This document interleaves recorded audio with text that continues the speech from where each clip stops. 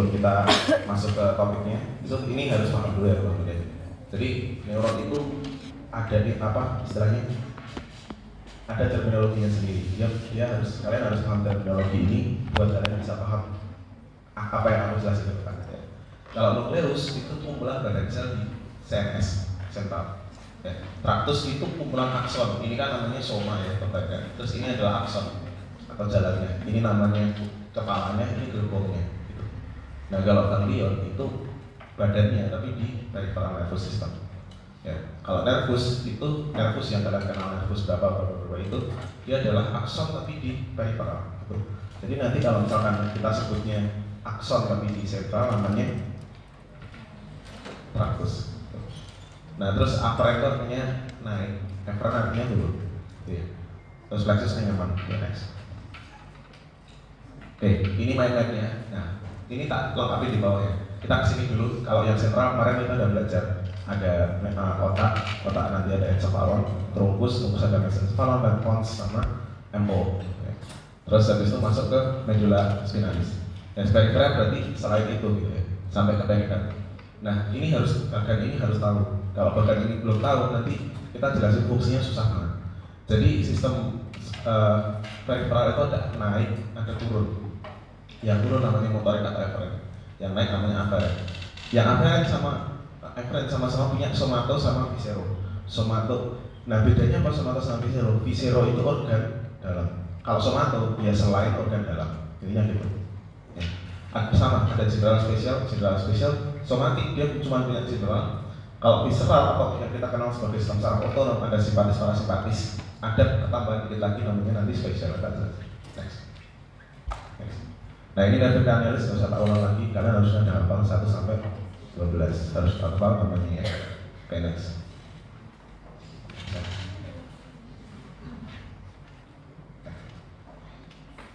Ya, ini tempat keluarnya mau nggak mau harus hafal.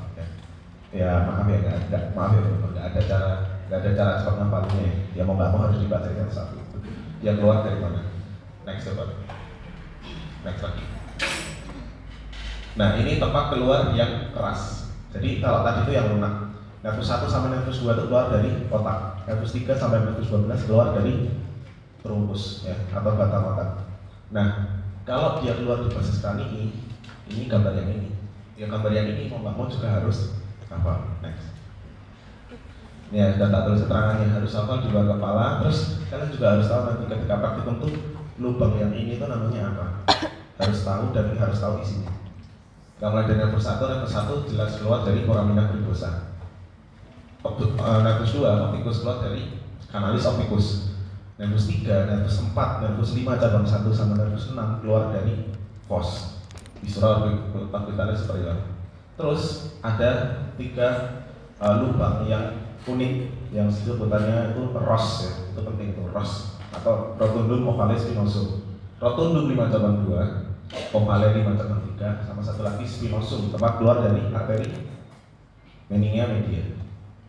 Ambusens tadi udah ya pos ya.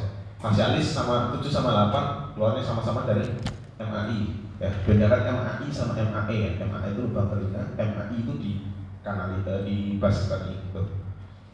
Terus 9, 10, 11 keluar dari jugular, 12 keluar dari kanal sirkulasi yang di sekeliling dari peramen makmum. Nah ini tadi tak jelasin ya, soma itu artinya selain dari organ visceral. Kalau visceral ya jelas visceral. Next. Nah ini tadi tak jelasin ya, kalian harus hafal yang ini. Hafal ini dulu, baru kalian tahu komponen modalitas. Coba next dulu kan. Nah kalau dalam nervus cranialis dia punya 7 modalitas ya. Kalau misalkan nervus spinalis dia cuma punya 4. Nervus cranialis itu disebut juga kelompok nervus spesial, makanya dia punya spesial di sini. Kalau yang spinalis berarti dia cuma punya general aja, gitu. Nah masing-masing ini pembagiannya tadi tidak jelasin. Yang visceral somato yang turun, terus yang somato, yang efferent somato itu dia cuma punya 1 doang, ya. Dia cuma punya general, dia nggak punya spesial, maka spesial di sini nggak ada 4. Ya, itu dia cuma 3. Next. Nah ini keterangannya. Ini keterangannya, makanya keterangan dari masing-masing tadi, yang masing-masing dari ini itu masing-masing harus tahu. Kalau kalian tahu bagian ini, kalian bisa membayangkan, oh ini fungsinya ini, oh ini fungsinya ini. Ya, sorry.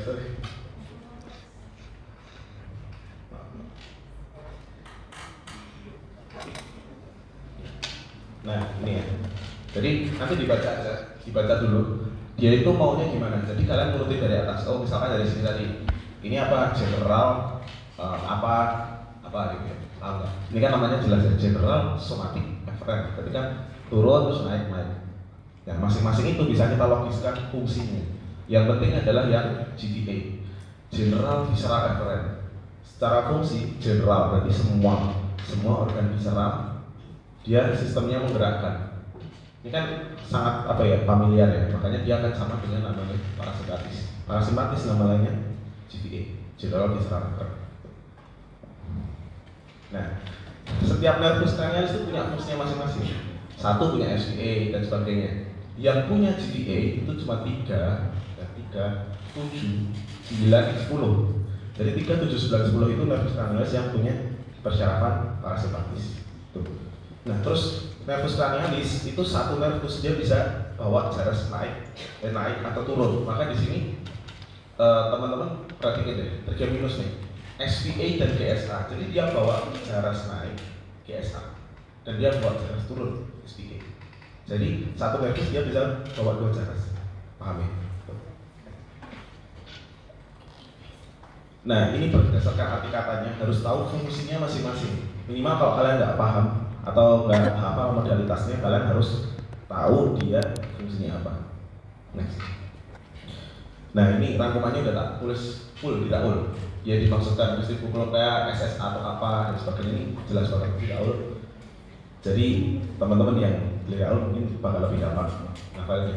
Ini bisa dilogika, nggak susah, ini bisa dilogika ya. Ini adalah kelainannya. Kalau kalian hafal fungsi, pasti hafal kelainannya. Nervus 1 kan untuk membau ya, berarti dia pasti bisa membau nosnya, gitu dan sebagainya. Ini pikir ya, dihafal aja ya teman-teman ya. Yang khas ya, yang di apa namanya, yang kita kasih quote ini yang khas. Nervus facialis jelas, nervus palsi gitu. Itu jelas banget.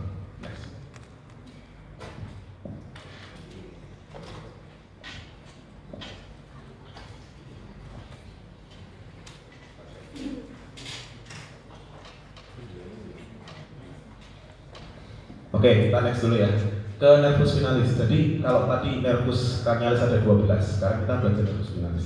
Nervus finalis itu ada 31 pasang. Jadi total adalah 62 yang keluar dari kanan sama kiri. Nah, pembagiannya gimana? 8, 12, 5, 5, 1. Ini harus tahu ya. 8 dari cervicalis. Jadi jangan kebalik, cervicalis itu meskipun dia cuma ada 7 tulangnya. VC kan ada 7 doang ya, P1 sampai 7.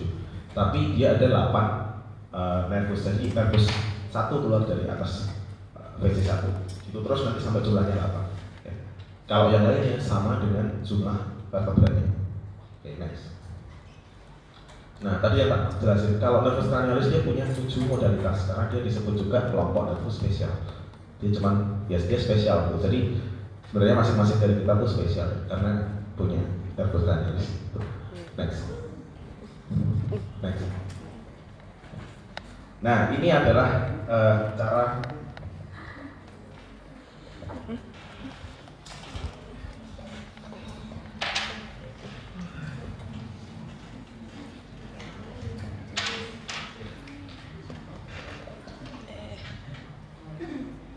pasti banyak di sini nih.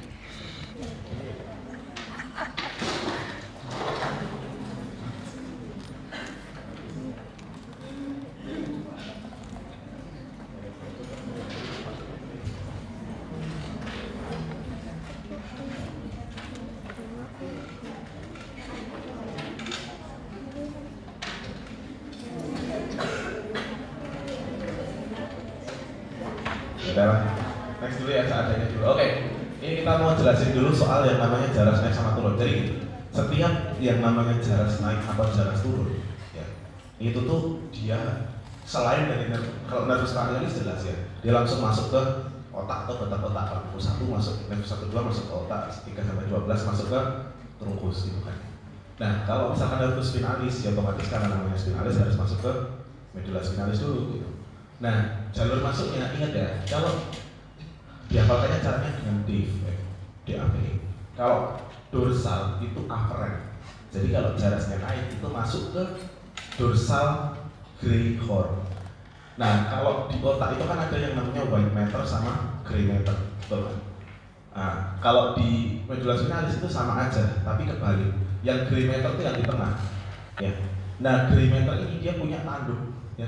Yang di depan namanya adalah ventral gray horn, ventral horn. Yang belakang namanya adalah dorsal gray horn, ya.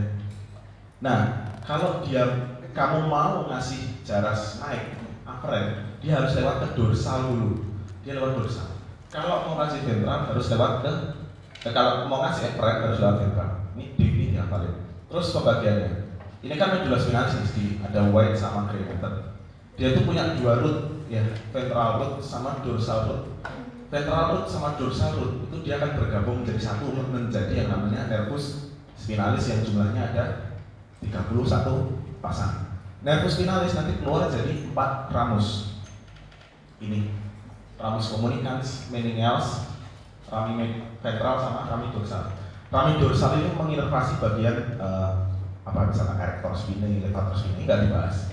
Rami meningeal berarti nanti ke meningesnya. Rami communicans cuma buat berkomunikasi antar segmen doang. Nah yang penting itu rami ventral, karena dari rami ventral nanti keluarlah banyak plexus ya, gitu. Next. Nah ini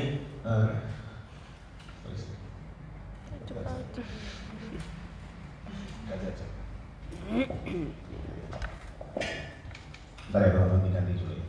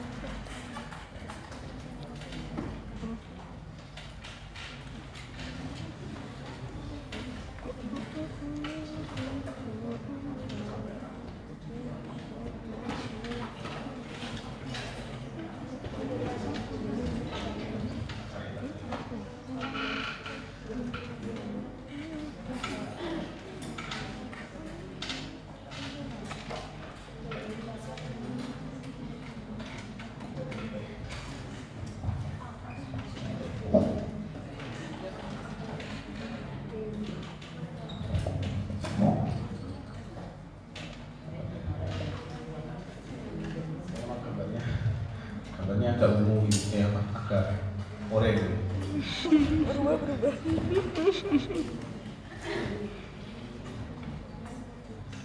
Ya, maaf ya, primitif banget ya teman-teman. Jangan lanjut aja. Kelihatan ya dari belakang ya. Nanti tak kasih bagian. Nah, kita next aja ya daripada nanti kedip-kedip. Kalau misalkan tadi kan udah tak jelasin, ini keluar nih nervus spinalis. Nervus spinalis tadi punya berapa ramus? 4 ya. Yang kita bahas itu yang anterior atau ventral, yang ramus yang ventral. Next. Nah, ramus yang anterior atau yang ventral, tadi kan yang kita bahas dari 4 itu cuma 1 ya. Itu saling beranyaman untuk plexus, anyaman saraf. Ada 4 plexus, cervical, brachialis, lumbalis, sacrocolpicus. Itu. Nah, jadi teman-teman nanti ada juga ini ya, nervus intercostales ya, T2 sampai T12. Ini technically bukan plexus, tapi dia keluar dari rami anterior. Ini nanti dibaca lagi. Nah, masing-masing dari ramus tadi kan dia dari plexus. Masing-masing dari plexus itu teman-teman harus tahu keluarnya. Jadi nervus-nervus yang kalian kenal itu keluarnya ya dari plexus. Apa misalkan nervus phenicus yang ke diafragma, ya kalian kenal itu keluar dari cervicalis. Nah nanti kelainannya adalah otomatis dia tidak bisa mengekstensikan diafragma. Jadi nanti kelainan nafas biasanya cedera di C3 sampai C5 mana yang kena training yang kena apa dari diafragma, rasanya ada nafas gitu. Kayak gitu. Ini yang dibunderin aja diafragma sudah apa sih. Ya ini jelas ya, kalau brachialis jelas kemarin udah dibahas di 1.2. Next saja. Ya kelainannya ya jelas ya, ada ape hand, hand of benediction, skull hand, terus ada bird hand. Next. Terus kalau globalis, next ya sama aja sih nanti apa aja. Next. Nah sekarang kalau dermatom itu adalah jadi ada dua, dermatom sama myotom. Kita bahas dermatom dulu. Dermatom itu dia adalah istilahnya tuh proyeksi dari segmen ini itu di sensornya itu sensornya itu di mana? Contoh adalah di clavicle. Di clavicle C5 itu kan dari sini. Nah, kalau misalkan di pasien ini ada parastesial, jadi dia tidak, atau misalkan anestesi bahkan dia nggak bisa merasakan apa-apa, berarti dokternya itu pasti curiga, dia cedera vertebra cervicalis 5 gitu. Caranya gitu. Ini nanti juga ya nggak mau harus diapa karena waktunya singkat ya. Jadi aku cepet-cepet aja. Masa banyak banget soalnya. Oke, ini aja yang kita bahas ya. Ini adalah sistem yang otonomik itu ada simpatis parasimpatis, meskipun yang satunya tadi dia punya spesial tapi nggak akan kita bahas. Oke, next. Nah ini harus hafal dulu. Sebelum masuk ke sistem saraf otonom, kita kenal dulu. Ada dua jenis fiber, bedakan ini fiber. Ada dua jenis fiber, ya yang disebut fibernya cholinergic sama adrenergic. Cara ngapalnya ya cholinergic, dia cholin, berarti dia neurotransmitternya ACH. Kalau adrenergic, berarti epinefrin atau norepinefrin. Tapi diingat, meskipun hanya dua jenis fiber, namun reseptornya yang menerima dari ACH sama norepinefrin atau epinefrin itu ada banyak. ACH dia bisa terima nikotinik dan muskarinik. Nikotinik pun ada nikotinik N sub M dan N sub N, ya beda ya. Muskarinik ada M1 sampai M5 yang masing-masing punya efeknya sendiri. Kalau reseptor epinefrin norepinefrin ada alfa dan beta. Alfa ada alfa 1, alfa 2, beta ada beta 1, beta 2. Next. Nah, kita bedakan dulu somatik dan otonom. Kalau otonom tadi yang visceral, somatik berarti selain dari visceral. Kalau yang somatik, jadi kita bahas dulu yang somatik dulu. Dia itu kalau ini kan dari main spin ke otot skelet di otot rangka. Nah kalau dia ke otot skelet, teman-teman ini tadi kan namanya berarti jadi adrenergic atau cholinergic? Ujungnya aja kan? Cholinergic. Dia cholinergic tapi cuma satu, maka diingat.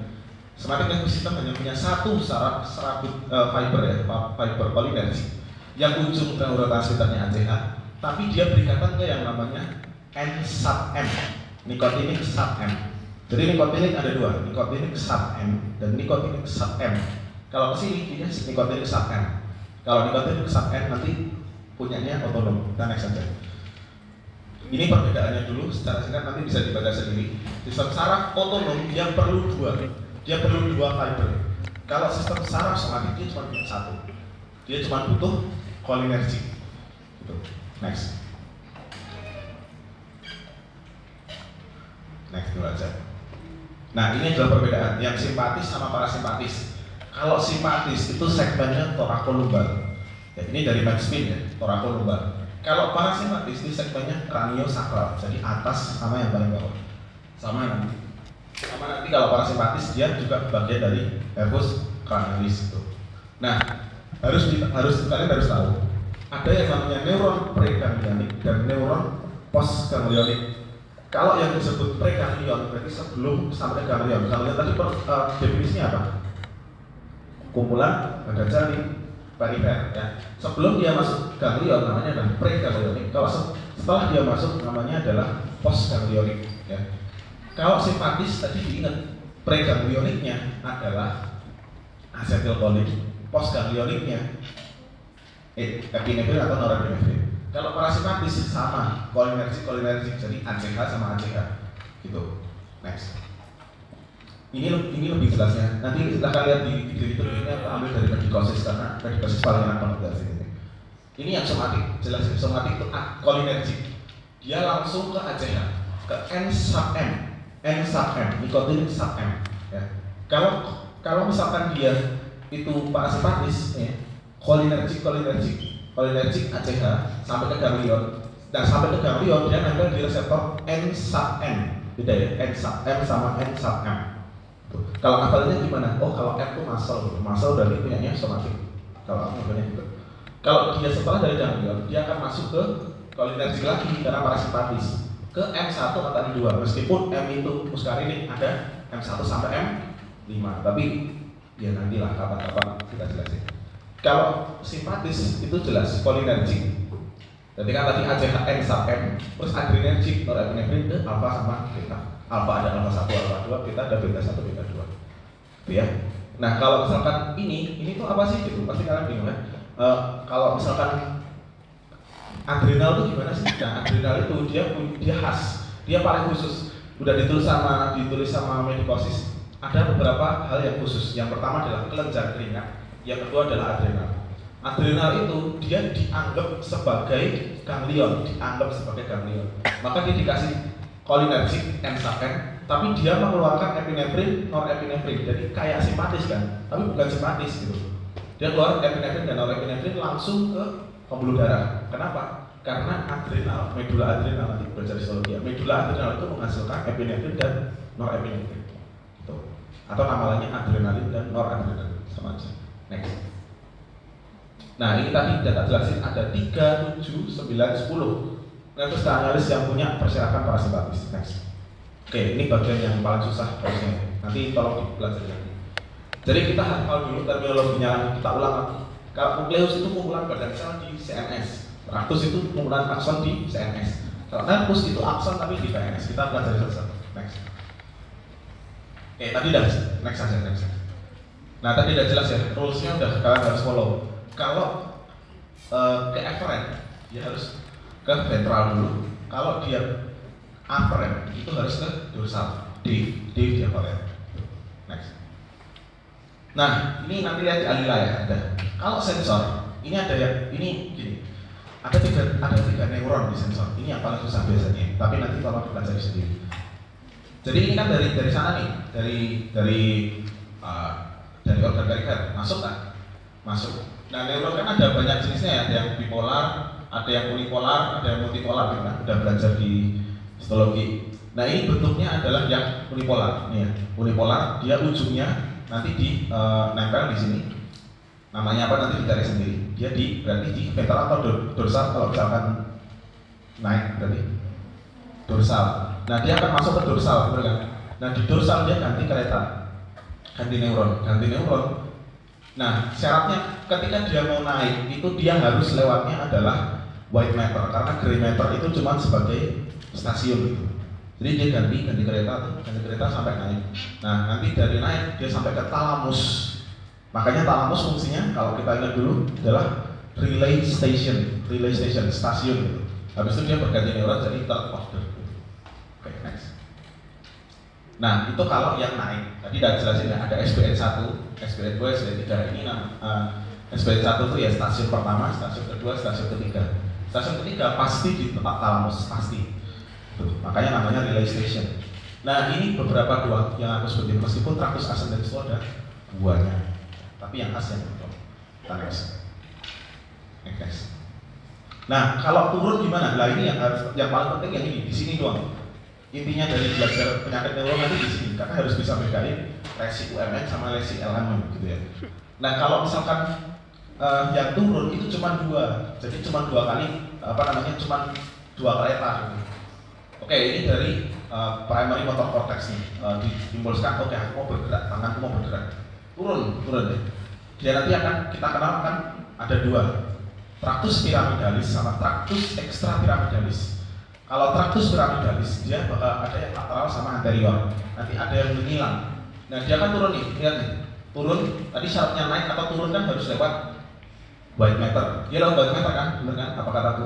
Tapi ketika dia di segmen medula spinalis yang diinginkan oleh tubuh, maka dia akan masuk ke gray matter, masuk ke ventral, baru keluar. Nah, inilah yang disebut sebagai UMN atau UME. Kalau ini disebut sebagai KKM. Nah, nanti dalam belajar penyakit neurologi, kita tuh cuma kenal 2 kelainan, dia kelainan UMN atau LMN. Jadi kalian harus bedakan masing-masing itu. Kalau kalian tahu konsep ini, kalian misalkan ada pasien spread misalkan di IGD, oh ini UMN, oh ini LMN, itu lihat dari mana? Nanti belajar di blok neuro. Tapi kalian harus tahu UMN yang mana, LMN yang mana. Ya. Next. Nah, UMN tadi udah jelas ya. Corticus spinalis ini nama lain dari pyramidalis. Next. Nah ini ya pyramidalis tract, nanti dibaca lagi, ini sama aja dengan yang tak jelasin tadi. Next. Nah ini adalah gambaran pusingnya dari spinalis. Ada yang merah ini yang turun ya.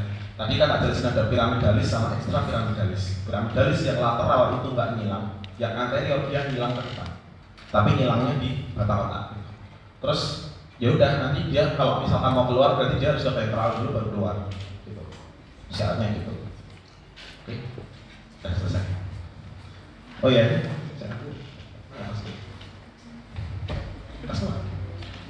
kayaknya aku bawa coklat. Coklat. Oh bawa nih. Siapa yang mau coklat? Oke, yang mau coklat ada yang mau apa enggak? Hah? Ulang tahun. Yaudah. Ulang tahun. Besok apa kemarin deh? Kemarin ulang tahun sih. Ya udah kemarin.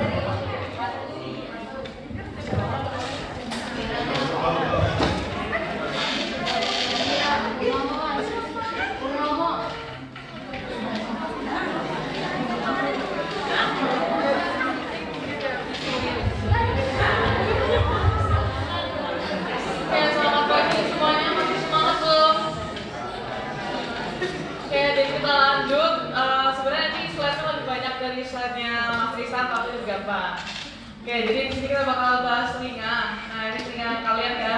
Jadi kalau telinga sendiri nanti dibagi 3 dulu. Ada bagiannya, ada auris externa. Ini telinga bagian luar, yang dia itu terdiri dari auricula atau pinna atau yang kita tahu dengan daun telinga. Terus ada MAE atau meatus acousticus externus atau nama Indonesia itu liang telinga. Sama ada membran timpani di bagian tengah sini. Lalu ada juga auris media. Nah, kalau auris media itu di bagian tengah yang di kavitas timpanica ini. Nanti isinya ada tulang-tulang pendengaran yang kecil-kecil, malleus, incus stapes, dan lain-lainnya. Lalu kalau untuk yang di auris interna ini, dia isinya itu organ keseimbangan sama organ pendengaran. Jadi ada cochlea sama canalis semicircularis. Oke, next. Pertama kita bakal bahas dulu untuk auris externa. Jadi dari telinganya sendiri kita bakal bahas auricula atau daun telinga terlebih dahulu. Jadi kalau daun telinga ini dia terdiri dari cartilago atau jaringan fibrosa sama jaringan adiposa. Tapi ada salah satu bagian di telinga ini yang komposisinya itu cuma lemak. Jadi di bagian lobulus auriculae. Nah ini yang biasanya kalau cewek-cewek pasang anting ya di sini lobulus auriculae. Terus next. Nah ini ada bagian-bagian dari telinga. Jadi ini nanti hafal. Ada helix, ini yang lengkungan di atas, terus nanti di bawahnya ada antehelix. Terus di sini ada tragus, lalu ada antitragus. Nah terus nanti di sini ada concha auricula. Nah concha auricula ini nanti dibagi dua oleh si helix ini. Ketika helix dibagi helix itu dia menjalar dari sini sampai ke sini kan. Nah nanti concha auricula ini dibagi dua oleh helix. Jadi yang di atas ini namanya simba concha, sama di bawahnya namanya cavitas concha. Gitu. Dan di sini yang paling penting ada lobulus auriculae. Oke, next. Untuk telinga sendiri dia punya muskulus juga, jadi otot-otot yang bakal melekatkan dia ke kepala. Ada yang muskulus intrinsik sama ekstrinsik. Nah, yang pertama intrinsik terlebih dahulu atau yang letaknya lebih dalam. Nah, di sini nanti untuk nama dari ototnya itu disesuai dengan nama strukturnya tadi. Misalnya tadi kan ini namanya helix, berarti nanti untuk muskulusnya sendiri di sini ada muskulus helicis mayor sama muskulus helicis minor. Terus kalau di bagian tragus namanya muskulus tragicus, di bagian antitragus namanya muskulus antitragicus. Terus ada tambahan dua lagi di sini ada muskulus obliquus auriculae sama muskulus transversus auriculae. Nah, jadi untuk intrinsik ini dia jumlahnya ada 6. Oke, next.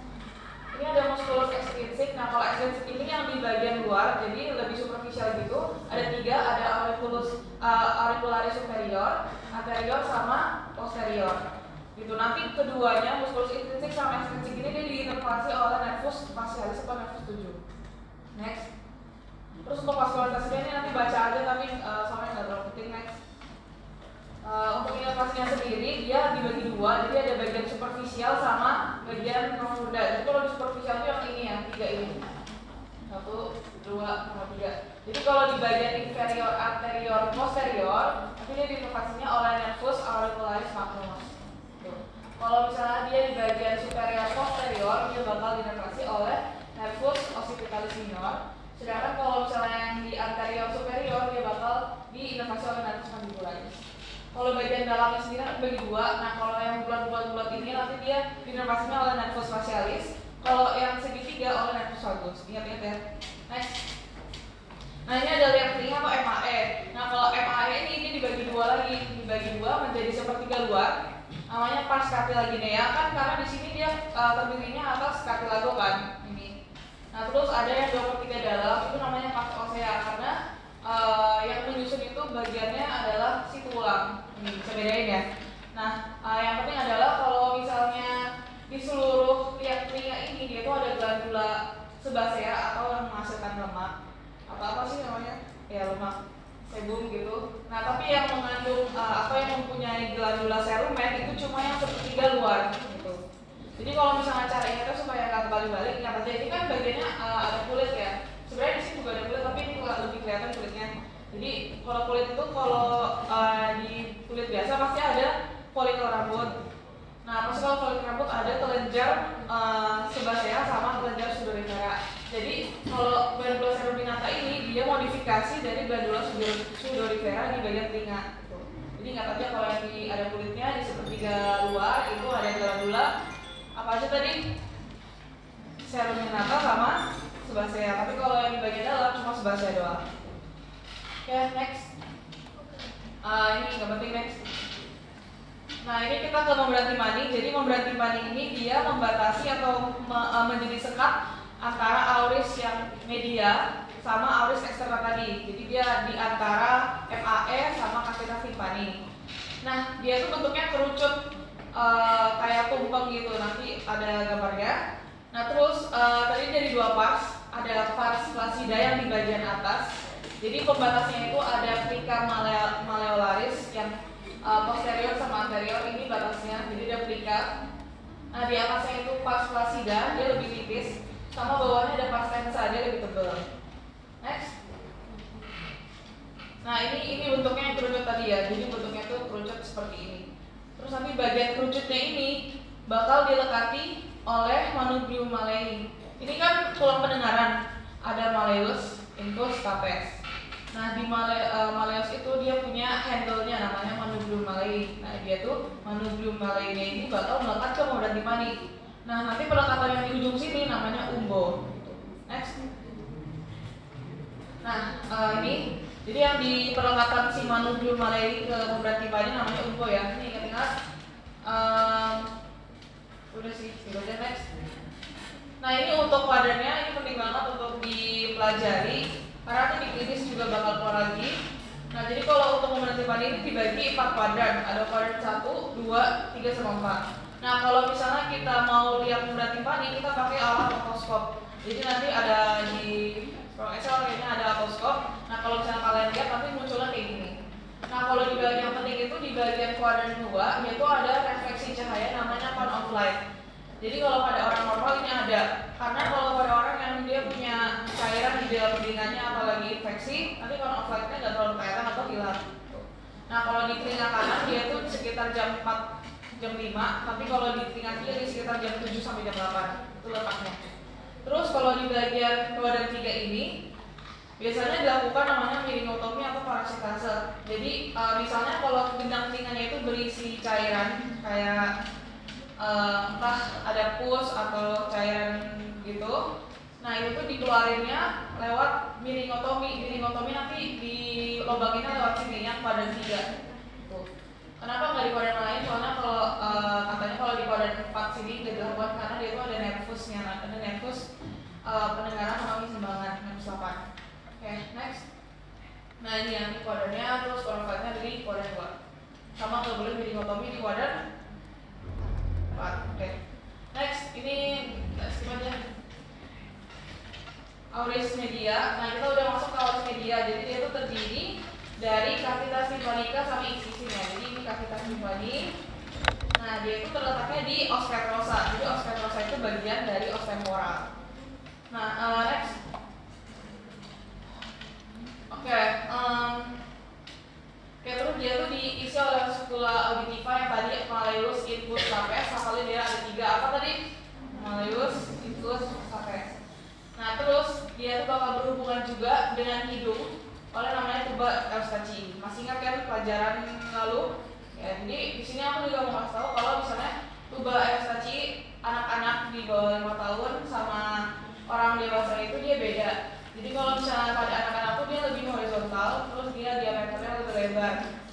Sedangkan kalau untuk yang udah dewasa itu lebih vertikal. Jadi korelasi klinisnya adalah kalau anak-anak ini lebih sering telinganya terinfeksi. Jadi misalnya dia lagi infeksi hidung gitu, nanti dari hidungnya itu bisa berlanjut ke kuping gitu. Jadi infeksinya bisa menjalar lebih mudah karena alirannya yang lebih horizontal. Next. Nah ini batas-batas kafum timpani. Jadi kan ingat tadi yang kotak kafum timpani itu yang isinya ada ossicula auditiva dan lain-lain. Ini adalah gambaran mudahnya batas-batas di samping-sampingnya. Jadi nggak usah bingung, kita belajar sama-sama. Ini nanti diapalin ya. Nah jadi ini tuh view dari tutupnya ini memberati timpani. Jadi ini kan medial. Lateralnya itu ya kita lihat di sini. Nah lateralnya itu memberati timpaninya dibuka. Nah kelihatan ini. Nah di bagian medial itu nanti ada oval window atau namanya fenestra ovale, terus ada fenestra cochlea atau round window. Terus kalau misalnya di anterior dia berhubungan sama tuba Eustachi tadi. Terus kalau di inferior dia bakalan ada bulbus superior dari vena jugularis interna. Terus bagian posterior itu nanti ada adductus catantum dari cellulae mastoideae. Terus apalagi kalau superior cavum radii. Pokoknya ini nanti dihafalin. Nanti dibayangin lagi ya. Oke, next. Ini skip aja next. Oke, ini ossicula auditiva yang tadi ada malleus, infus, sama stapes. Nah jadi aku lanjut. Next. Ini pertama ada malleus yang tadi melekatnya pada membran timpani, yang melekat pada membran timpani pada ujungnya puncak namanya umbo. Ingat-ingat. Nah terus dia itu punya struktur, ada kaputnya, terus ada kolumnya juga, terus ada prosesus anterior, prosesus lateral, sama manubrium malleoli. Next. Ini ada infus. Jadi kalau infus ini dia ada corpusnya juga, terus ada pus longum sama pus brevis. Next. Kalau stapesnya ada basis carpedius, terus ada pus sisur sama kaputnya. Jadi kalau yang penting sama stapes ini, basisnya ini nanti dia bakal melekat sama oval window atau fenestra ovale. Coba next dulu. Nah ini kan kalau misalnya manubrium malleoli kan melekatnya sama membran timpani. Tapi kalau misalnya si stapes, di basis stapesnya itu bakal melekat sama fenestra ovale. Jadi nanti dia tuh bakal menghubungkan si auris media sama auris interna nanti. Jadi kayak ini pintu untuk ke organ pendengaran sama keseimbangan nanti yang di bagian sini, ada cochlea dan sebagainya. Gitu. Next. Nah ini persendiannya. Jadi kalau sendi antara malleus sama infus namanya articulatio infudo mallealis. Nah kalau misalnya infus sama stapes namanya infudo stapedialis. Terus ini ada otot-ototnya juga yang berperan, ada 2. Di sini ada musculus tensor timpani yang di bagian sana. Terus ini ada musculus stapedius. Ini cukup tahu aja kan baca. Nice.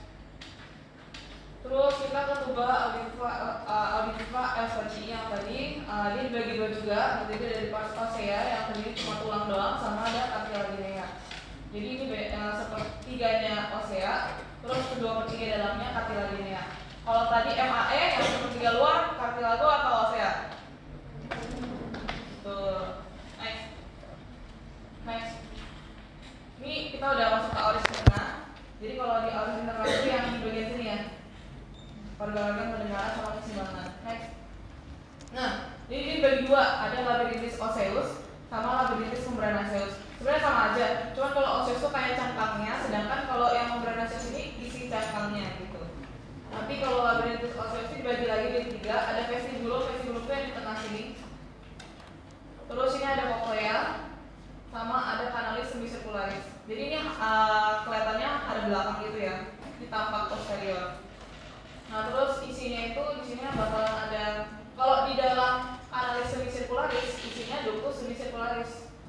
di dalam vestibulum dia ada dua, ada utriculus sama sacculus.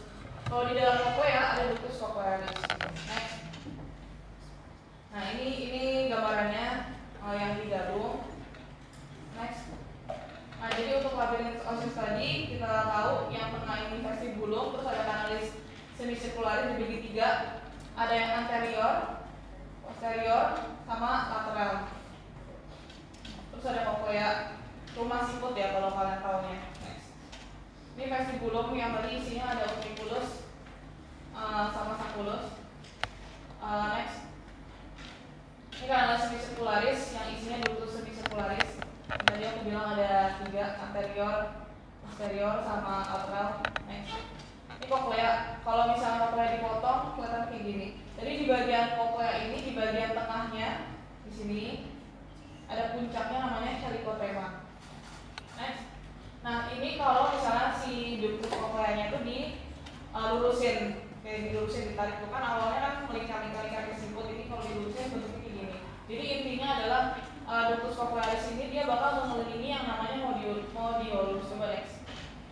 Nah, jadi kalau modiolus itu yang ini ya, yang tengah sini yang kayak tulang-tulang ini, modiolus. Nah, si ductus cochlearis ini dia bakal melingkar kayak 2,5 kali lipat di modiolus ini sebagai sumbunya. Nanti bakal ada saraf-saraf percabangan dari nervus cochlearis untuk pendengaran. Next. Nah, ini isinya dari cochlea. Jadi ada dibagi tiga, ada skala vestibuli, terus ada skala media atau ductus cochlearis, sama skala tympanica. Ada next. Jadi kalau misalnya organ untuk pendengarannya itu dia ada di ductus cochlearis atau skala media. Ini perbesarannya ini. Next. Untuk labirinthis membranaceus berarti ini isinya dari cangkangnya tadi ya, cangkang semua yang kita bahas tadi. Ini ada tiga. Ada utriculus, sacculus, ductus semicircularis, sama ductus cochlearis. Next. Nah kalau utriculus sama sacculus ini yang utriculus, ini yang sacculus. Nah bedanya itu bisa dendritabel. Jadi kalau misalnya utriculus ini dia lebih besar, terus oval dan irregular, sedangkan lebih kecil. Ini di posterior superior, di vero anterior. Terus dia ini untuk pergerakan horizontal, jadi misalnya kayak maju mundur. Sedangkan kalau yang sacculus ini untuk pergerakan vertikal, misalnya naik lift gitu atau turun lift, itu yang berterjadi si sacculus. Next. Ini ada ductus semicircularis, jadi dia tuh fungsinya untuk keseimbangan rotasi kepala. Jadi kalau misalnya kalian geleng-geleng kepala dan sebagainya itu nanti yang menyeimbangin supaya kalian nggak pusing atau nggak mabuk itu sih kanalis semicircularis ini atau ductus semicircularis. Nanti ada bagian yang bulat-bulat ini kayak menggembung namanya ampula. Terus dalamnya nanti bakalan ada organ keseimbangan ya. Next. Ductus cochlearis ini untuk pendengaran. Jadi ini ada di dalam cochlea tadi. Terus nanti dia tuh berhubungannya sama sacculus. Ada ductus ini namanya ductus peunia. Next. Jadi kalau misalnya di skala di auris interna itu punya dua organ. Kalau misalnya organ untuk keseimbangan yang ini tadi yang ada kanalis semicircularis sama utriculus sacculus. Kalau yang untuk pendengaran tuh yang cochlea gitu. Dan nervusnya yang membawa hantaran sinyal itu nervus 8 atau vestibulocochlearis. Jadi nervus vestibulocochlearis terdiri dari dua cabang, nervus vestibularis sama nervus cochlearis. Yang vestibularis nanti menuju ke sini, kalau yang cochlearis menuju ke cochlea. Next. Ini cukup tahu aja, kalian baca sendiri kalau mau, karena lebih ke visio ya. Next. Ini juga. Next. Untuk klinisnya sendiri, next. Jadi pemeriksaan telinga tadi udah aku bilang kalau pemeriksaan telinga mau melihat atau mengevaluasi dari membran timpani itu pakai otoskop ini alatnya. Nah jadi bisa dilihat seperti ini ya. One of light tadi di kuadran, piringotomi di kuadran 3 ya, nggak boleh piringotomi di. Oke, catat. Next. Ini ada pemeriksaan pendengaran untuk membedakan dia itu punya kelainan pendengaran SNHL atau sensory neural atau konduktif. Jadi tiga ada Weber, Schwabach, sama Binet. Nah kalau yang pertama Weber itu nanti agar putarannya ditaruh di tengah, terus nanti dilihat dia lateralisasi atau memanjang kemana. Kalau misalnya kanan, berarti kemungkinan ada tuli konduktif ke kanan atau ada tuli sensorineural yang ke kiri. Jadi misalnya bedanya kalau konduktif sama sensorineural, kalau konduktif itu dia masalah pendengaran telinganya itu ada di auris eksterna sama di media. Jadi selama mekanisme penghantarannya kalau terganggu, misalnya nih di kavitas timpanika ada cairan atau tulangnya bermasalah, itu kan bakal mengganggu pendengaran. Itu termasuk yang konduktif. Tapi kalau yang sensorineural itu dia kelainannya itu ada di auris interna. Misalnya kerusakannya pada nervusnya gitu atau pada struktur di dalam sana. Nah itu yang SNHL atau sensorineural hearing loss. Tadi yang Weber. Terus kalau misalnya yang Line itu membedakan hantaran antara udara sama tulang. Kalau normalnya itu yang lebih panjang yang udara. Iya, itu. Terus kalau misalnya, jadi kalau Line itu normalnya positif pada orang, bukan negatif. Terus selanjutnya ada apa? Ini wabah, wabah. Nah kalau wabah itu dia membandingkan pendengaran si pemeriksa sama pasiennya. Gitu. Nanti kalian belajar lagi nih mana? Skill lab. Ini ada list lagi, ada auricular hematoma, biasanya pada petinju atau yang suka tawuran. Jadi kalau misalnya ditonjok telinganya nanti bakal ada pendarahan di bagian dalamnya di sini ya. Namanya auricular hematoma. Nah kalau misalnya dia nggak dipetelasan dengan baik, nanti bisa komplikasi namanya cauliflower ear. Pasti banyak di petinju pasti banyak kayak gini. Terus di sini ada cerebellum probe, ini sumbatan otoran telinga di bagian tengah ya. Biasanya tuh ini nanti bisa menyebabkan tuli konduktif karena kan dia di saluran-saluran ya, auris eksterna kan, jadi yang telinga. Ada yang ngalamin? Nggak dikorek ya? Beres. Ini ada mastoiditis, jadi ini peradangan pada mastoid. Jadi kalau misalnya ada infeksi telinga, paling sering itu komplikasinya mastoiditis gitu. Jadi tulang mastoidnya ikut peradang. Terus ini ada Meniere's disease. Jadi dia itu penyakit SNHL atau yang sensorineural hearing loss yang disebabkan oleh hydrops endolymphe. Jadi ada triasnya. Triasnya itu ada vertigo kayak pusing berputar. Terus ada hearing loss sama tinnitus. Tinnitus itu suara berdenging. Next. Ini ada otitis eksterna versus media. Jadi sebenarnya pokoknya intinya adalah kalau otitis eksterna itu dia peradangan pada yang bir yang telinga. Kalau otitis media itu di kafum timpaninya. Ini sebenarnya nggak terlalu membedakan ya, tapi nanti kalian bakal belajar sendiri di blog THT. Apa nanti dijelasin lebih jelasnya di praktikum. Oke, itu aja. Next. Oke, udah. Kalian udah hafal 12 nervus kranial nggak? Oh, udah nggak jadi kalau gitu. Soalnya kalau aku dulu kalau hafalinnya pakai lagu itu loh. Olfaktori, optikus, oculomotorius, prochlea, trigeminus, affusion, facial, vestibular, cochlea, dan glossopharyngeus, vagus, accessorius, hypoglosssus.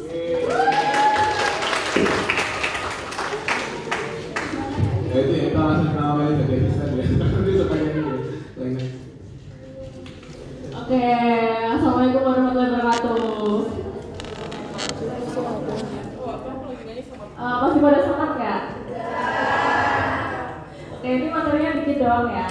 Jadi ini tentang orbita dan aparatus lacrimalis sama oculus. Jadi orbita, aparatus lacrimalis, oculus itu sebenarnya area mata ya teman-teman. Nah, aparatus lacrimalis itu maksudnya dia tuh di kelenjar air mata, terus oculus itu maksudnya bola mata kita gitu. Next. Nah, jadi kita mau belajar itu tentang dari kafum orbitanya, tempat bola matanya, kemudian ada palpebranya, kelopak matanya gitu. Terus aparatus lacrimalis itu kelenjar air matanya dan jalur air mata itu kemana aja. terus bulbus oculi itu dari bola matanya sendiri, terus musculus extraoculi itu dia muskulus atau otot yang menggerakkan bola mata kita supaya kita bisa ngelirik ke kanan, ke kiri, ke atas, bawah gitu. Terus ada neurovaskularisasinya, arteri dan syaraf yang mensuplai si mata itu. Next. Ya, ini tuh kafum orbita ya teman-teman. Jadi nanti bisa dibaca sendiri kan.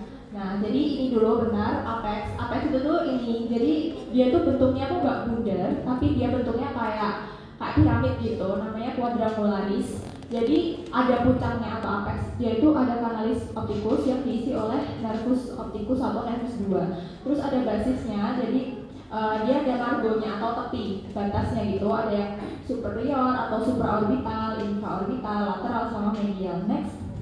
Nah, ini sebenarnya bisa dibaca sendiri ya teman-teman, tapi aku mau singgung sedikit. Ini basisnya ini yang oranye ini tuh dia namanya adalah os apa? Zygomaticus. Terus yang hijau ini os maxillaris.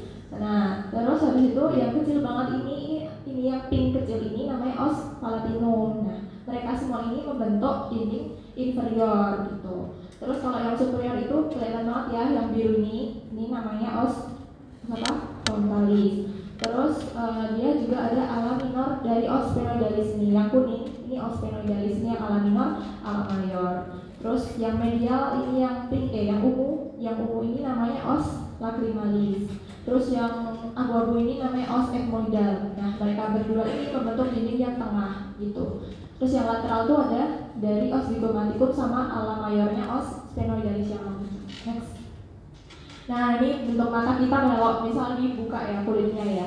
Nah, jadi dia itu tersusun dari tarsus, ada tarsus superior, tarsus inferior, terus ada rima palpebrae, artinya rima itu celah ya, celah antara kedua tarsus kita gitu. Nah, celahnya itu membentuk sebuah sudut kan kalau kalian melek itu kan berarti kalian membentuk sebuah sudut ya, ada yang sudut di tengah sama sudut lateral kan. Nah, sudut kalian waktu kalian buka mata itu namanya kantus yang medial itu berarti yang di sini, ini kantus lateral ya. Terus habis itu ada ligamentum palpebrae, jadi dia mengaitkan si tarsus ini ke tulang, ke osnya gitu. Nah, dia ada ligamentum palpebrae yang medial sama ligamentum palpebrae yang lateral gitu. Next. Nah, ini tuh gambar dari kelopak mata kita sama saluran aparatus lacrimalis kalau dipotong dari tengah. Nah, yang pertama nih ada glandula. Sebelumnya bentar. Jadi kelopak mata itu dia di bagian belakang itu terlapisi oleh konjungtiva ya teman-teman. Jadi konjungtiva itu tuh nggak cuma di bola mata doang, tapi dia juga ada di palpebrae kita, terutama di palpebrae di bagian belakang. Jadi konjungtiva itu sendiri ini tuh ada dua. Ada yang konjungtiva oculi atau konjungtiva bulbi sama konjungtiva palpebrae namanya fornix. Yang aku tunjukin itu namanya konjungtiva fornix. Nah, ini. Terus ini yang konjungtiva bulbi ya ini. Terus dia itu di kelopak mata bagian dalam tuh juga ada kelenjar teman-teman. Ada glandula tarsal sama ada glandula sebasea gitu. Glandula tarsal itu tuh yang di area luar ya nih, meibom sama glandula sebasea atau zeis. Nah, ini yang aku tunjuk. Itu yang bagian luar. Next. Nah, ini ligamentum palpebrae-nya nih yang lateral, ini yang medial. Lateral, medial. Next. Nah, ini neurovaskularisasinya ya. Jadi dia tuh di neurovaskularisasinya oleh si arteri vena temporalis superficialis, terus arteri lacrimalis, terus ada juga arteri vena supraorbitalis dan juga infraorbitalis. Terus nervusnya nih ada dua saraf penting ya yang membuat kita bisa buka mata sama tutup mata. Kalau kita mau buka mata itu kita pakai otot apa? Levator palpebrae ya. Nih, levator palpebrae superioris. Terus kalau kita mau nutup mata itu pakai orbicularis oculi yang bundar ini. Jadi ada yang bundar itu namanya orbicularis oculi sama ini levator palpebrae superior gitu. Nah, sarafnya sendiri itu ada nervus ketiga sama nervus ketujuh. Dia tuh penting buat kita buka sama tutup mata. Next. Nah, ini adalah saluran air mata kita. Jadi kalian kalau bayangin kalian misalnya baru nangis gitu ya. Jadi yang mengeluarkan air mata kalian itu tuh si glandula lacrimalis ini. Ada dua bagian, ada bagian yang orbitalis sama palpebralis yang dekat sama palpebra. Nah dari sini keluar tuh dari ductus excretorius dari si glandula ini, terus menuju ke ini namanya punctum lacrimalis. Kalian tuh di tengah bola mata kalian tuh kan ada ya, ada kayak benjolan gitu. Nah dia tuh namanya punctum ya, punctum lacrimalis. Dari punctum lacrimalis itu dia akan menuju ke canaliculi lacrimalis superior et inferior nih, terus gabung jadi ke saccus lacrimalis. Ini ada kantung kan, sac kan, bahasa Inggrisnya kan sac. Nah dia itu namanya kantung. Terus dia turun menuju ductus nasolacrimalis. Ductus nasolacrimalis itu dia bakal lanjut ke hidung. Makanya kalau kalian nangis itu kok hidung kalian ikutan beler? Iya, karena ada ini air mata kalian pada mengalir ke area hidung gitu ya, melalui ductus nasolacrimalis. Lewat mana lubangnya? Lewat meatus nasi inferior. Next. Nah ini dia gambarnya, ini yang pars orbitalis, ini yang pars palpebralis. Terus ini ada punctum lacrimalis ya, yang benjolan di tengah mata kalian itu.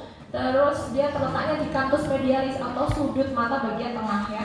Terus ada saccus lacrimalis itu yang ini. Terus dia di fossa sacchi lacrimalis. Terus ada ductus nasolacrimalis yang mengalir ke meatus nasi inferior. Next. Ini udah aku jelasin tadi, ini yang dari glandula turun ke ductus excretoriusnya, mengalir ke punctum lacrimalis, terus ke canaliculi superior dan inferior, ke saccus lacrimalis dan ductus nasolacrimalis. Next.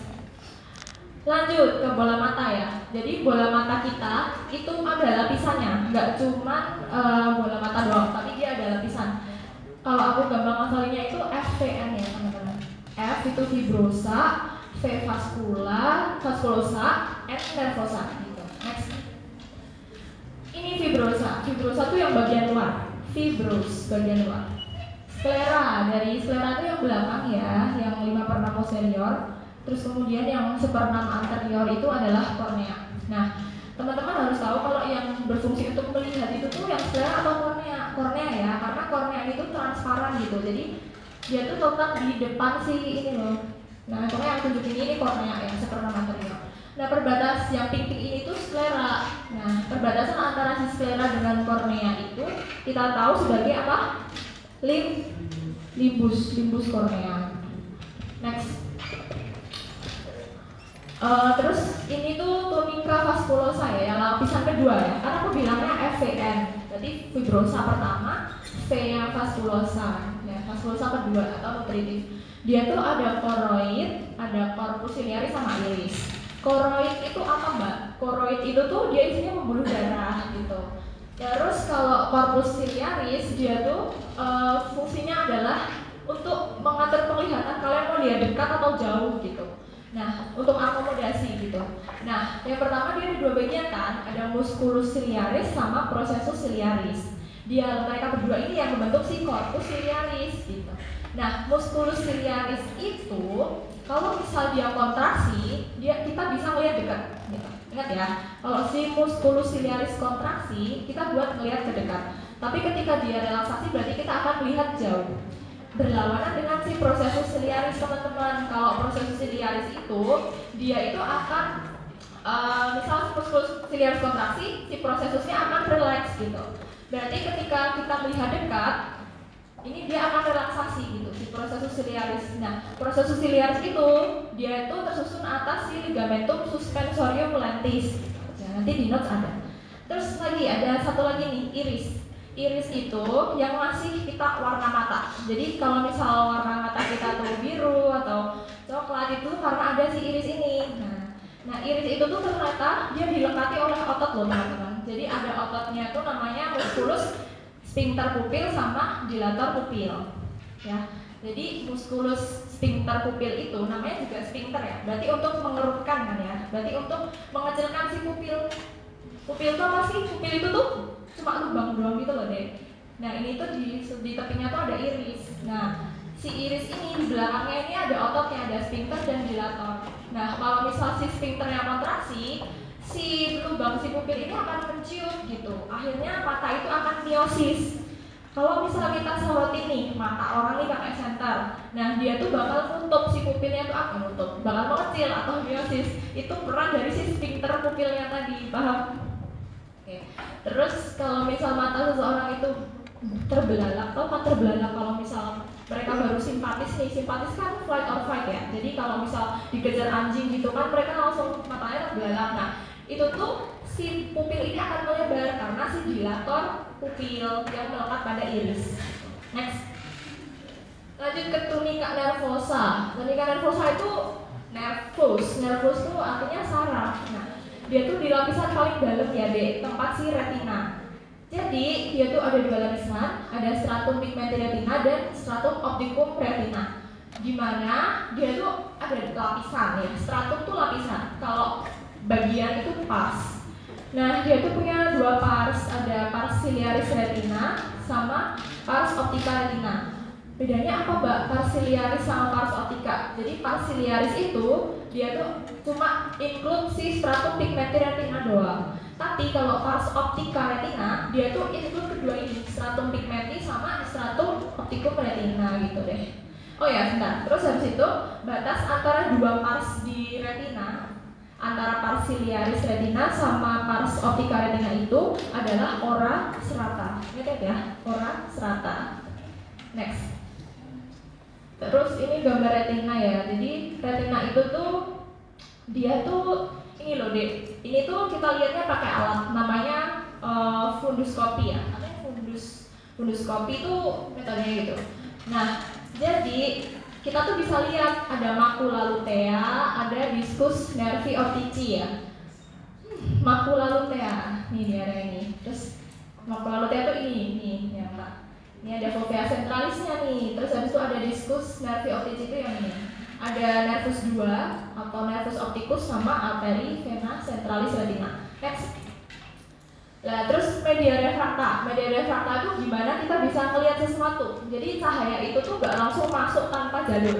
Pasti dia tuh masuk melalui jalur kan. Nah, jalurnya ini namanya media refrakta. Nah, media refrakta itu dari luar tuh ada kornea dulu, masuk ke aqueous humor, kemudian ke lensa, habis itu ke vitreous humor. Ya, kornea, aqueous humor, lensa, vitreous humor. Nah, Dek, pertanyaanku mata itu ada cairannya nggak? Ada. Cairannya namanya apa? Nah, pokoknya cairan itu dia tuh dihasilkan oleh si corpus ciliaris yang pink ini deh. Jadi kadang tuh ada orang yang bisa buta loh deh kalau misal dia tuh tekanan dalam bola matanya berlebihan karena cairan intraokulernya itu berlebihan. Kenapa? Karena si corpus ciliarisnya itu tuh terlalu banyak menghasilkan cairan gitu dan dia drainasenya nggak bagus.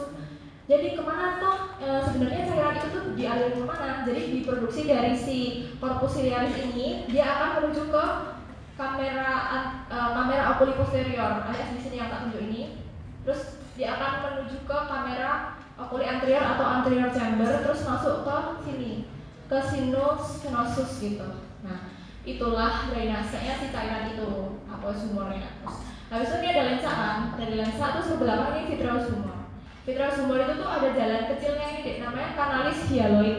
Nah, kanalis hyaloid ini dulunya waktu masih di dalam kandungan itu namanya adalah arteri hyaloid. Jadi arteri hyaloid itu tuh dia udah lahir nih bayinya, terus arteri hyaloidnya tuh menghilang gitu, degenerasi. Jadilah tuh sisanya jadi kanalis hyaloid. Next. Nah, ini adalah otot-otot yang membuat kita bisa melirik ke kanan, ke kiri gitu. Jadi otot-ototnya itu ada, ini dia, ada obliquus superior, obliquus inferior, rectus superior, rectus inferior, rectus medialis, rectus lateralis. Jadi jangan pusing dulu. Jadi otot ini tuh sebenarnya simpel aja. Kita mau bahas yang rectus dulu ya. Otot rectus itu dia ada 4. Enggak, rectus ada 4. Rectus superior, inferior, lateral, medial. Kalau rectus dia yang rectus medial berarti menarik bola mata ke medial, ke tengah. Nih lihat, buat melirik ke tengah. Kalau rectus lateral buat melirik ke tepi, ke lateral. Nah, ini rectus ini yang rectus medial ini oleh nervus ke 3. Tapi kalau yang rectus lateralis itu nervus 6 ya. Itu. Terus habis itu ada rectus superior. Rectus superior itu untuk melihat ke atas, rectus inferior itu membuat kita melihat ke bawah. Oke, itu yang rectus. Terus kalau obliquus gimana Mbak? Obliquus itu dia tuh ada dua, superior inferior. Tapi obliquus ini tuh dia kadang suka bohong gitu loh. Kalau bilangnya obliquus inferior, sebenarnya kita nggak melihat ke bawah sih. Kita malah melihatnya ke atas gitu. Tapi ke atas ke arah peti gitu, ke arah tapi serong ke luar. Nah, itu obliquus inferior. Terus kalau obliquus superior, dia bilangnya superior, tapi dia sebenarnya melihat ke bawah, tapi serong gitu, serong keluar. Nih obliquus superior. Nih. Terus semuanya itu mereka akan diinervasi oleh nervus ketiga, kecuali si obliquus superior. Jadi ingat-ingat aja semua otot bola mata itu sebenarnya nervus 3. Cuman yang membedain itu si rectus lateralis oleh nervus 6, terus si obliquus superior oleh nervus keempat gitu ya. Jadi semuanya tuh kalau menggerakin bola mata tuh 3. Cuman yang beda tuh obliquus superior dia nervus keempat, terus rectus lateralis nervus 6 gitu. Next. Ini adalah arterinya. Jadi ada untuk arteri di bola mata sendiri. Bola mata kan juga butuh asupan ya, darah ya.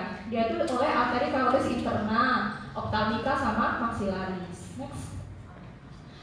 Terakhir. Jadi saraf bola mata itu dia tuh tadi yang penting juga itu tuh ada nervus 7, nervus 7 dan nervus 3 gitu kan ya. Nervus 3 itu tuh buat merem gitu loh deh. Nah, habis itu kalau ini ada nervus lateralis tadi yang aku bilang dia itu nervus abducens atau nervus 6, terus obliquus superior itu si nervus 4. Terus satu lagi, kalau misalnya kita mau ngelihat di suasana gelap, kira-kira pupil kita bakalan melebar atau menutup? Melebar itu namanya apa? Ya, midriasis. Terus kalau midriasis itu yang bekerja dilator atau sphincter pupil? Ya, dilator pupil. Nah, dilator pupil itu simpatis atau parasimpatis? Simpatis. Nah, terus habis itu kalau misalnya kita tuh melihat di suasana gelap, itu kita akan terbelalak ya. Berarti kita akan simpatis dan akan terjadi penurunan sekresi glandula lacrimalis. Jadi air mata kita akan turun saat gelap produksinya. Sedangkan saat terang, saat posisi kita tuh cahayanya banyak, itu mata kita tuh akan membatasi jumlah cahaya yang ada dengan cara pupilnya itu dipersempit dengan otot sphincter pupil. Dan juga produksi glandula lacrimalis itu akan meningkat supaya apa? Buat melumasi si konjungtiva tadi. Kan kita dapat suplai cahaya banyak tuh. Makanya si glandula lacrimalis itu bakalan lebih banyak memproduksi sekret saat cahaya itu banyak gitu. Yang kerja pas terang itu tuh parasimpatis ya. Ingat-ingat kalau pas terang ya parasimpatis, kalau pas gelap berarti simpatis. Terus juga tadi untuk melihat dekat yang kontraksi musculus ciliaris atau processus ciliaris. Ya, musculus. Jadi musculus ciliaris itu akan aktif untuk melihat dekat oleh parasimpatis. Jadi para itu dekat ya. Jadi untuk melihat dekat itu pakai parasimpatis. Yang kontraksi adalah musculus ciliaris. Oke, next. Sudah selesai. Oke, sebelum kita tutup, aku mau ngomong sesuatu ya. Jadi yang pertama, makasih teman-teman sudah bertahan selama kurang lebih 6 sampai 8 bulan ini. Ini kan asistensi terakhir, jadi aku mau ngucapin terima kasih buat kalian udah ngikutin sampai sekarang. Terus aku mewakili dari asisten mau minta maaf ya teman-teman, misalkan kita ada salah, kita ada nyakitin hati kalian. Dan aku pribadi juga aku minta maaf ya kalau misalkan selama mungkin bareng aku banyak yang menyakiti hati kalian atau ada omongan yang tidak sesuai dengan hati kalian, aku minta maaf. Terus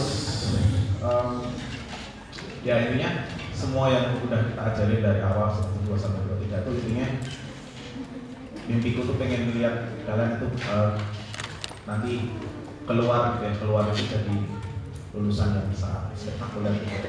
Bisa pada akhirnya nanti kalau kita lihat ke lomba-lomba keluar gitu, aku bakal sangat bangga gitu ya, misalkan lihat kalian bisa wah juara Amdala, juara Minerva, RMO itu aku bakal sangat bangga banget karena aku yakin aku pernah ngajarin orang ini, jadi itu bakal jadi kebanggaan sendiri. Aku maunya kalian jadi lebih dari aku, jadi lebih dari kita semua. Dan yang penting ya, aku mau kalian jadi kepala bukan jadi ekor. Aku mau kalian jadi superior bukan inferior.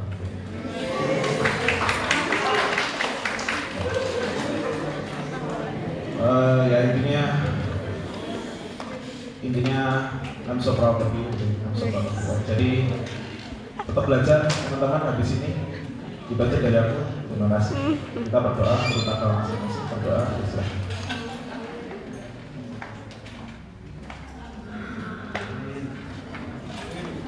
Berdoa dari kita masing-masing, langsung aja silakan.